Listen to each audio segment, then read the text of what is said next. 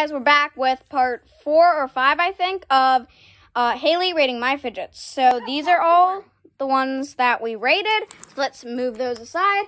And this is a homemade fidget edition. Okay, so first is Giant Paper Slinky. Okay, so I might sound weird because I have popcorn in my mouth. Oh, that hurt.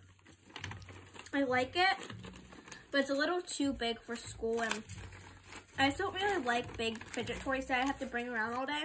So I like this a 4 out of 10. I mean, not 4, oh god. It's 7 out of 10 just because of the size.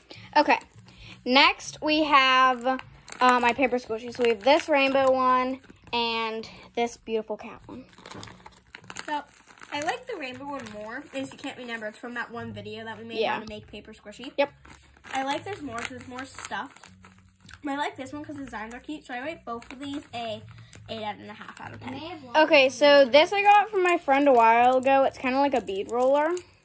I really, really, really like this. I saw like somebody made this for a homemade bead roller, and they said it was really nice, and I really like it. So, and I'm just gonna take these 3 out because we're gonna have to do a part 2.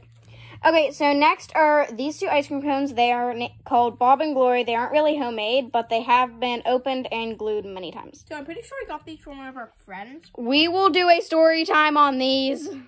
And they're very important to us. We'll do a story time about the girl. No names for her because we don't know if she's allowed to. Yeah. And like, I really like story them, time. but no, I don't really like squishing them because instead I'm gonna like break them. So, 5 out of 10.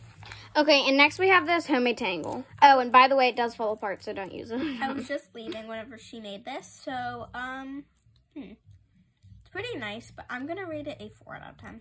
Okay, well that was all. Bye. We'll see you in the next part for more homemade. So bye.